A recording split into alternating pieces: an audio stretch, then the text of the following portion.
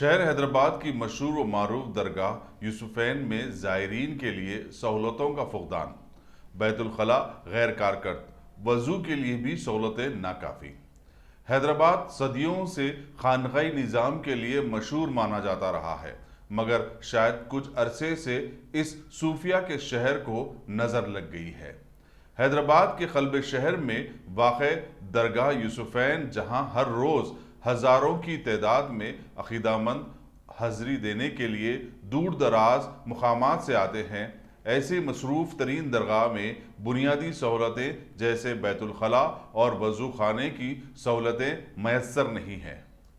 हाल ही में 20 लाख रुपए की लागत से बैतुल खला के ताज़ीन नौ के लिए तेलंगाना के वज़ीर दाखिला मोहम्मद महमूद अली के हाथों संगे बुनियाद रखा गया था, मगर एक अरसे से काम रुका हुआ है और बैतुल खला को ताला लगा दिया गया है।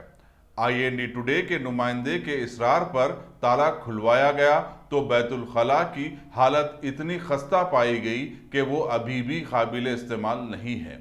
आखिर लाखों का रुपया किसकी जेब में गया? दरगाह यूसुफैन के इंतजामात कुछ सालों से वक्फ बोर्ड के रास्त निगरानी में है और वक्फ बोर्ड को दरगाह से करोड़ों रुपया वसूल हो रहा है। अब सवाल ये पैदा होता है कि वक्फ बोर्ड आखिर चाहता क्या है? ना तो किसी को मुतवल्ली बनाकर जिम्मेदारी सौंप रहा है और ना ही खुद बोर्ड अच्छे ढंग से इंतजाम कर पा रहा है। इतनी मोटी रकम का वक्फ बोर्ड ने क्या किया है?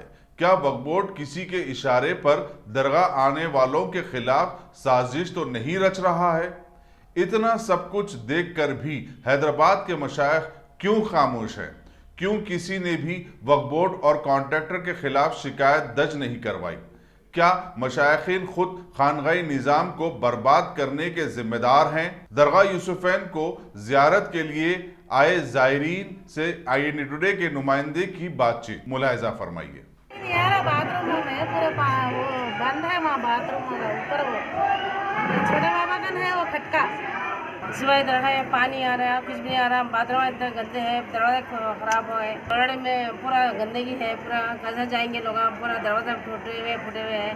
आप लोग अच्छा कुछ भी अच्छा नहीं, सब बांटने सब पूरा गंदा है, पूरा क्या बोले आपको ग्राम में कुछ नहीं ऐसा होगा। वहाँ से पानी आ रहा था वो भी बंद हो गया, वो भी नहीं, पूरा परेशानी हो रही लोगों को पानी के वास्ते।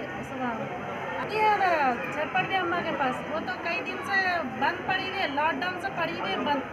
पानी की वहाँ भी बहुत मुश्किल हो रही है उधर छप्पड़ अम्मा के बाथरूमों में तो आ रहा ही नहीं पानी, बिल्कुल ही नहीं है पानी, है ना कुछ है, और बाथरूम सब टूटे हुए है, सही नहीं है बाथरूम पूरे। बारगाह यूसुफैन दरगाह से मैं आया था ज़ियारत के लिए। यहाँ पर बाथरूमों का प्रॉब्लम है, पानी का प्रॉब्लम है, वज़ूखानों का प्रॉब्लम है। फिर इनाग्रेशन करे हमारे सलीम साहब जो उसे इनाग्रेशन करके बोले कि हम सब चीज़ जो है वो ठाकुर सुने सहूलत दिए बोल के बोले कि सहूलत तो यहाँ पर कुछ भी नहीं है, बाथरूम में पानी नहीं आ रहा, कुछ नहीं आ रहा, जो है पानी पाइप में से गिर रहा। सुने यार, पब्लिक को कोई वही नहीं है, बारगाह का कोई एहतराम ही नहीं है, जो है पूरा बेद भी हो रही, पूरा जो है लंगे पर वैसे आ रहे हैं लोग, जो है सूरत को जा रहे हैं, तहारत नहीं ले सक रहे हैं, वही इसका जो है वो नहीं है।